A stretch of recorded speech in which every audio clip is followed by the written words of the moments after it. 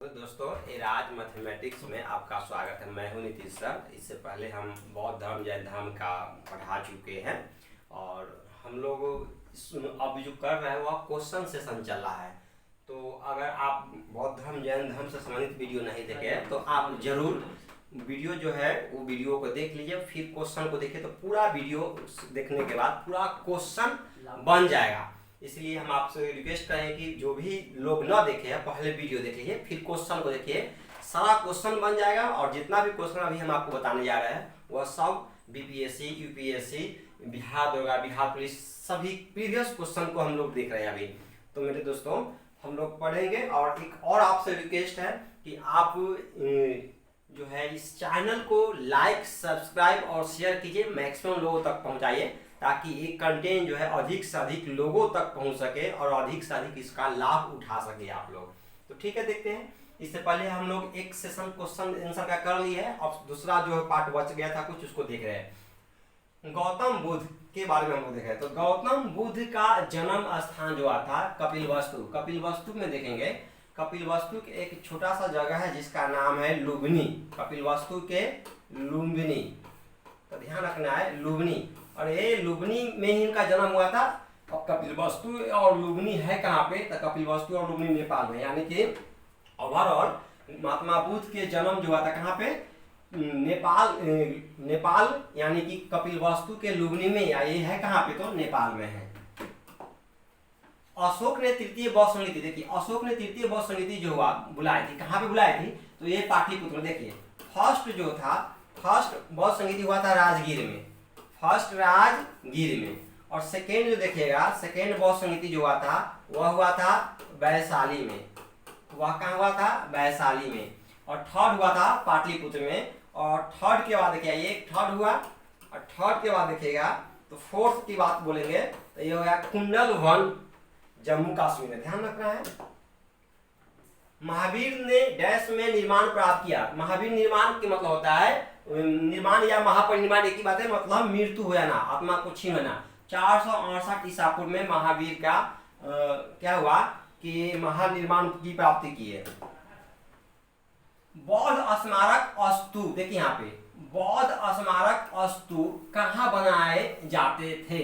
ध्यान रखना है कि महात्मा बुद्ध की अवशेष जो था मृत्यु होने के बाद उनका देखिए जो उनकी अवशेषों को 8 जगह पे रखा गया और उसी 8 जगह पे रखने के बाद वहां पे क्या कर दिया गया? अस्तु का निर्माण कर दिएगा। तो याद रखना है कि बुद्ध के जो अवशेष था उनके मृत्यु के बाद शरीर के अवशेष, उसी अवशेषों को 8 जगह रखा गया और उसी 8 जगह पे अस्तु बना दिया गया। महावीर का मूल नाम क्या था? तो महावीर का मूल नाम देखिए, महावीर में व है, यहाँ पे याद रखने का तरीका, और ये वर्धमान में व है। महावीर के बचपन का नाम वर्धमान था। अब देखना है किसे एशिया की रोशनी कहा गया है? Light of Asia. तो लाइट ऑफ एशिया के नाम से यहाँ पे गौतम बुद्ध को हम लोग लाइट ऑफ एशिया के नाम से जानते हैं। इन्हीं को एशिया के किरण पुंज भी कहा गया है। तो ध्यान रखना है कि light of Asia Gautam Buddha. Dilwara के जैन मंदिर, यानी कि देखिए दिलवारा के जैन मंदिर, दिल में चलेगा यानी कि चालुक्य वंश। तो दिलवारा के जैन मंदिर का निर्माण जो किया था वह कौन किया था? चालुक्य वंश ने किया था। ध्यान रखना है इसको। नागा अर्जुन कौन थे? तो नागा अर्जुन कोई और नहीं थे, वह बौद्ध दार्शनिक थे, बौद्ध धर्म से संबंधित बहुत बड़ा फिलोसफर थे। कौन? नागा अर्जुन। तो ध्यान रखना है इसको। किसके गणतंत्र में बुद्ध ने महापरिनिर्वाण, देखिए एक बात पे रखना है, यह महापरिनिर्वाण जो हुआ था, महापरिनिर्वाण का मतलब होता है मृत्यु। आप लोग जानते होइएगा कि यह महावीर को कुशीनगर में, कहाँ पे? कुशीनगर में। इसको देखिए आज हम लोग बोलते हैं कुशीनगर, उस समय बोला जाता था कुशीनागा। तो याद रखना है कि मल्ल राज की राजधानी, मल्ल राज की राजधानी, तो राजधानी जो होता है किसी राज के अंदर में ही होता है, यानी कि मल्ल राज की राजधानी, मल्ल राज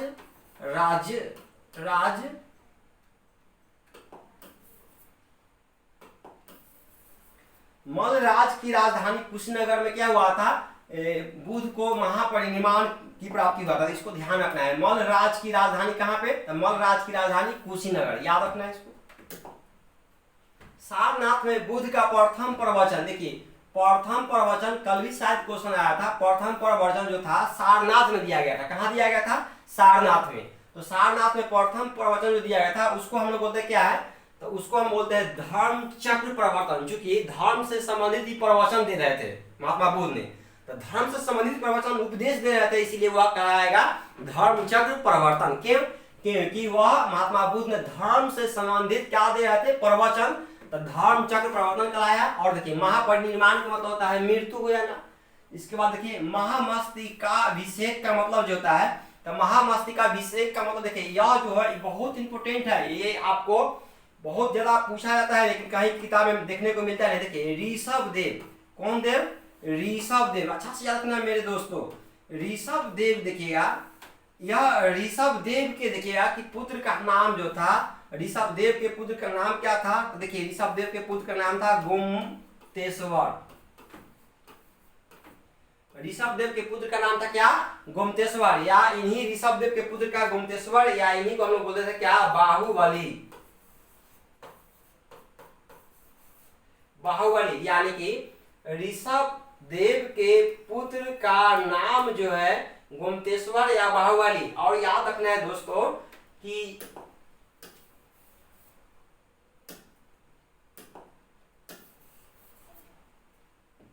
ऋषभ देव के पुत्र का नाम गोमतेश्वर या बाहुबली, और इसी का मूर्ति देखिएगा कि कर्नाटक में। कहाँ पे? कर्नाटक में।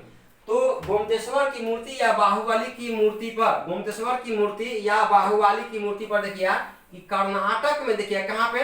कर्नाटक। अच्छा से याद रखना है, कर्नाटक के श्रवणबेलगोला। कर्नाटक के कहाँ पे? तो कर्नाटक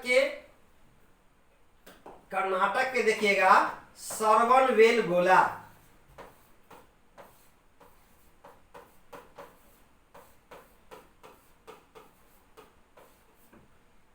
कर्नाटक के श्रवणबेलगोला जो है, कर्नाटक के श्रवणबेलगोला में यह महामस्तकाभिषेक का पर्व होता है। किसके सामने? तो गोमतेश्वर या बाहुबली के मूर्ति के सामने। प्रत्येक कितना वर्ष पर?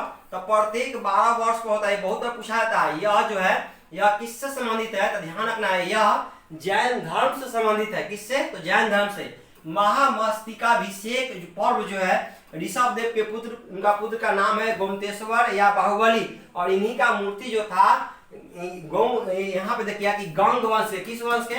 गंग वंश के शासक ने क्या किया था?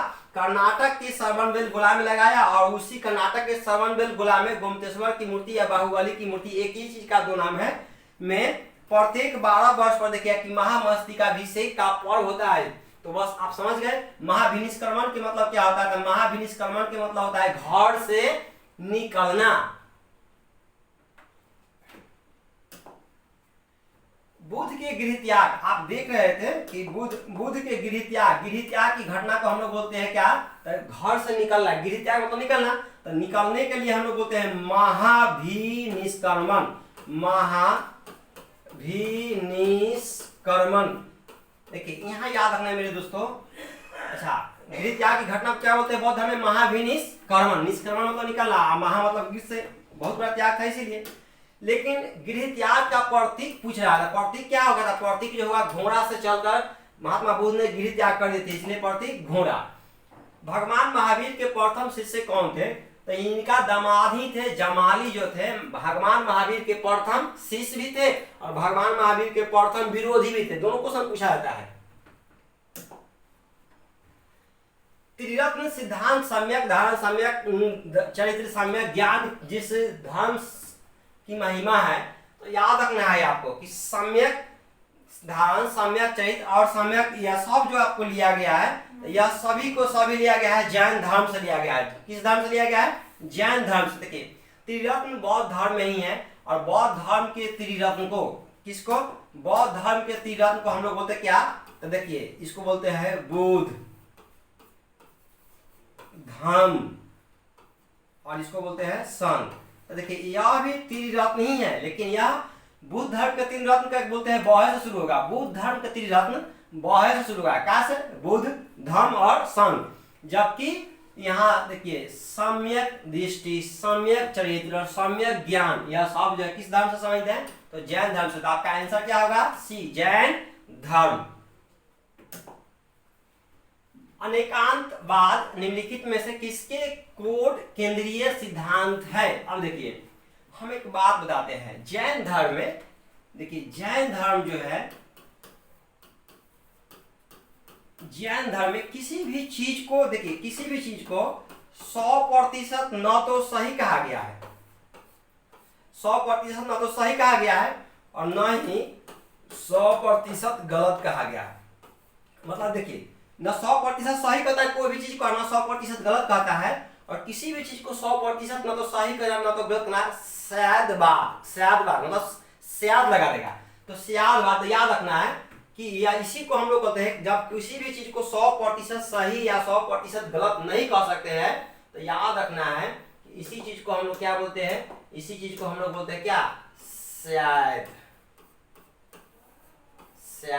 बात। अच्छा से याद रखिएगा, शायदवाद, या इसी को हम लोग बोलते हैं अनेकांतवाद,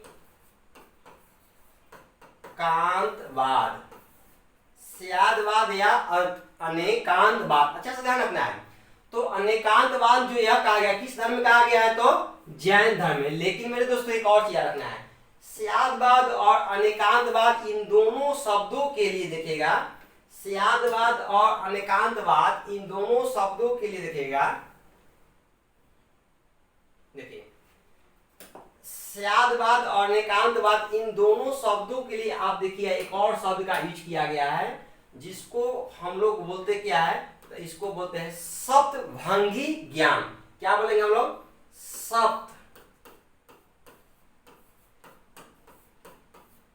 सप्तभंगी ज्ञान। क्यों कि देखिए यह जो है, इस शायदवाद और अनेकांतवाद जो है, यह लिया गया है कहां से? तो देखिए यह शाक्य दर्शन से लिया गया है। किस दर्शन से?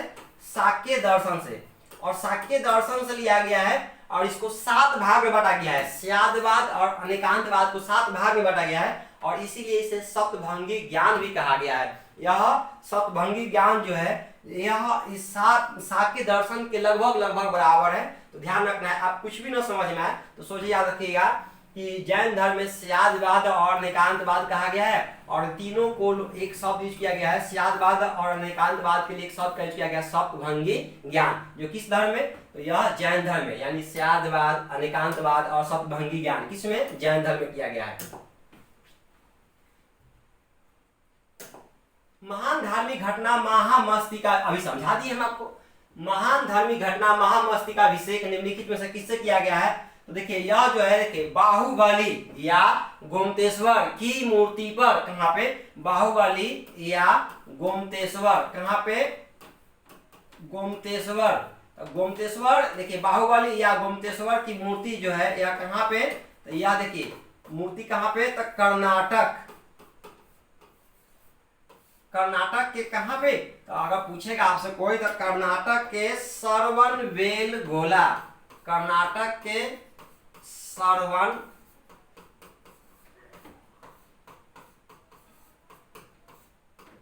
श्रवणबेलगोला में क्या किया जाता है कि ये महामस्तिकाभिषेक का पर्व मनाया जाता है प्रत्येक कै वर्ष पर? प्रत्येक 12 वर्ष पर। याद रखना है इसको, कितने वर्ष पर? प्रत्येक 12 वर्ष पर। ऋषभदेव के पुत्र का नाम है क्या? ऋषभदेव के पुत्र का नाम है बाहुबली या गोमतेश्वर, जो अभी हम लोग एक्सप्लेन किए थे। बौद्ध ग्रंथ में पिटकों की रचना निम्नलिखित में से किस भाषा में? देखिए बौद्ध धर्म का सबसे पहले रखना है कि बौद्ध धर्म का जितना भी किताब होगा या बौद्ध धर्म का उपदेश होगा, वह सब का सब पाली भाषा में। किस भाषा में? तो पाली भाषा में। बौद्ध धर्म का कुछ किताब है जो संस्कृत में देखने को मिलता है, लेकिन मैक्सिमम जो चीज है वह पाली भाषा में। आपको आंसर भी करना है पाली भाषा में, उपदेश देंगे पाली भाषा में, किताब लिखा हुआ मिलेगा पाली भाषा में। बोध गया स्थित है, तो बोध गया कहां पे है? बिहार में स्थित है। अब बता, शायदवाद अभी तो समझा दिए थे हम लोग, किस धर्म से संबंधित है? जैन धर्म से संबंधित है।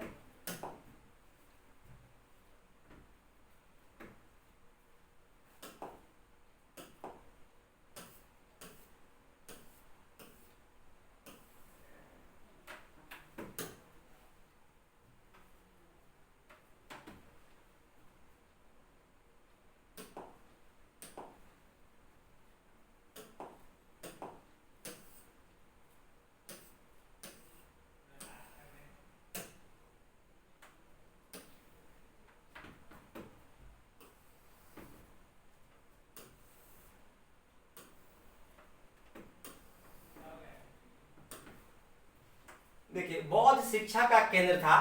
तो बौद्ध शिक्षा का केंद्र था, देखिए सबसे ज्यादा बौद्ध शिक्षा का केंद्र जो था वह सबसे ज्यादा क्या, यह जो था बौद्ध शिक्षा का केंद्र, यह विक्रमशिला जो था बौद्ध शिक्षा का प्रमुख केंद्र था।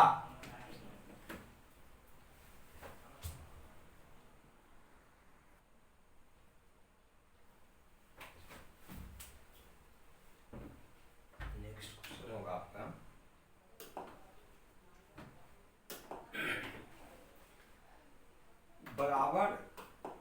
बराबर गया जिले की गुफाओं का उपयोग किसके आश्रय गृह के लिए, आश्रय गृह मतलब रहने के लिए किया गया था।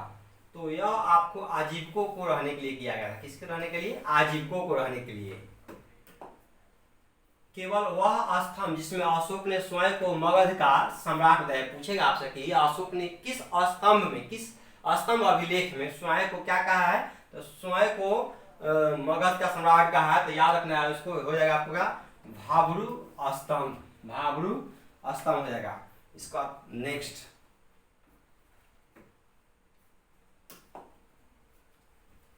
देखिए महावीर की मृत्यु कहाँ हुई थी। तो याद रखना है, महावीर की मृत्यु के बारे में आप लोग खूब अच्छा से जानते थे कि महावीर की मृत्यु जो कहाँ पे हुई थी। तो आपको हो जाएगा क्या, महावीर की मृत्यु जो हुआ था पावापुरी में हुआ था। इसको याद रखना है, महावीर की मृत्यु पावापुरी में। सर्वप्रथम शून्यवाद का प्रतिपादन किसने किया था। तो वह व्यक्ति नागार्जुन है जिन्हें शून्यवाद का प्रतिपादन किए थे। महावीर के माता कौन थे, याद रखना है, महावीर के माता का नाम क्या था। तो महावीर की माता का नाम क्या था, तीरसला। याद रखना है, यशोदा जो है इनकी पत्नी है। यह क्या है, तो देखिए महावीर के पत्नी कौन है, तो यशोदा। याद रखना है, महावीर के बेटी कौन है, तो बेटी जो है वह है अनुजा प्रिय दर्शनी। याद रखना है आपको। और ये तीरसला जो है, तीरसला क्या है, तो उनकी माता। और तीरसला कनिष्क के शासन काल में चतुर्थ बौद्ध संगीति सभा किस नगर में हुआ था। मतलब देखिए कनिष्क के जब समय शासन था उस समय चौथी बौद्ध संगीति किस नगर में हुआ था। तो याद रखना है आपको कि चौथी बौद्ध संगीति कुंडलवर कहाँ पे, तो कश्मीर में। अब हम आपको समझा रहे थे, देखिए राजगीर में जो हुआ था यह फर्स्ट बौद्ध संगीति हुआ था। पाटलिपुत्र में देखिएगा, इसका देखिए वैशाली में जो हुआ था, वैशाली में आपको दूसरा बौद्ध संगीति हुआ था, सेकेंड बौद्ध संगीति। पाटलिपुत्र में देखिएगा थर्ड बौद्ध संगीति। और कुंडलवान में देखिएगा फोर्थ बौद्ध संगीति। इसको याद रखना है। तृतीय बौद्ध संगीति कहाँ पे था, अभी तो हम बता दिए पाटलिपुत्र। कहाँ पे, पाटलिपुत्र। अशोक के शासनकाल में बौद्ध संगीति किस नगर में आयोजित किया गया था। तो अशोक के शासनकाल में ही पाटलिपुत्र किया गया था। एक चीज को याद रखना, ट्रिक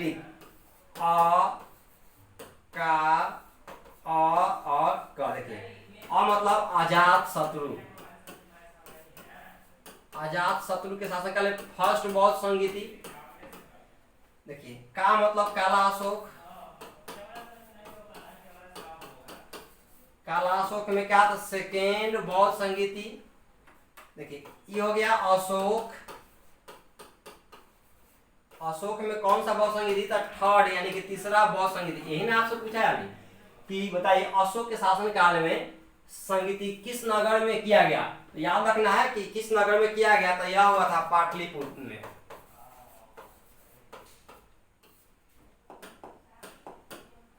पाटलिपुत्र में हुआ था। ये जो हुआ था आपको राजगीर में हुआ था पहला, और दूसरा जो हुआ था यहाँ पे कहाँ पे हुआ था, वैशाली में हुआ था। और चौथा जो हुआ था कनिष्क के शासन काल में, कनिष्क के शासन काल में हुआ था। तो यह कब हुआ था, फोर्थ हुआ था। और कहाँ हुआ था, तो कुंडलग्राम जम्मू कश्मीर, जो अभी आप देखे थे। कौन सी बात बौद्ध धर्म जैन धर्म में सामान्य नहीं है, मतलब कॉमन नहीं है। देखिए आत्मदमन जो है, आत्मदमन के मतलब मृत्यु महापरिनिर्वाण, यह कॉमन नहीं है। देखिए जैन धर्म है जो है ना, जैन धर्म में अंतिम में देखिए कि जो बड़े बड़े जो लोग होते हैं, जैन धर्म के गुरु होते हैं, वह अपने आत्मा को त्याग करते हैं, जिसको बोलते हैं सलेखना विधि। देखिए सलेखना, या कभी कभी देखिएगा सलिखना या कभी कभी सुलेखना भी रहेगा, तो जो भी रहे कोई दिक्कत नहीं। यह सलिखना या सुलेखना विधि के द्वारा मतलब कायाकल्प जिसको बोलते हैं, उस विधि के द्वारा क्या करते हैं, अपनी आत्मा को त्याग करते हैं। जबकि बौद्ध धर्म में, बौद्ध धर्म जो है, बौद्ध धर्म में ऐसा कुछ बात नहीं है। नेचुरल डेथ करते हैं, नेचुरल महापरिनिर्वाण करते हैं, जैसे लोग मरते हैं वैसे। जबकि इसमें मरने का शैली है किसमें, तो जैन धर्म में। जैन धर्म में कैसा है, तो सुलिखना विधि, यानी कि बौद्ध धर्म और जैन धर्म में आत्मदमन यानी कि महापरिनिर्वाण जो है सबको अलग अलग तरीका से होता है। सांची क्यों विख्यात है, सांची जो विख्यात है बौद्ध धर्म के, बौद्ध स्तूप के लिए विख्यात है, इसको अच्छा से याद रखना है। महावीर का जन्म किस क्षत्रिय गोत्र में हुआ था, देखिए क्या नाम दे दिया, महावीर। महावीर महावीर महावीर का ज्ञात्रिक क्षत्रिय में हुआ था, इसको याद रखना है। बौद्धों के विश्वास अनुसार गौतम बुद्ध की अगला अवतार मैत्रेय, याद रखना है। बौद्धों के विश्वास के अनुसार गौतम बुद्ध का जो है, गौतम बुद्ध की अगला अवतार यानी कि अगला जन्म जो होना अगर होना है किसमें, तो मैत्रेय में। धातु के बने सिक्के सबसे पहले बौद्ध काल में, हम लोग पढ़े थे कि धातु के बने सिक्के सबसे पहले जो बनाया गया था वह बौद्ध काल में। बौद्ध धर्म में बुल, देखिए हम आपको कल भी समझाए थे कि देखिए यह जो है बौद्ध धर्म में बुल, ये इंग्लिश शब्द ऐसे बना है बुल, BULL बुल। तो बुल मतलब सांड होता है।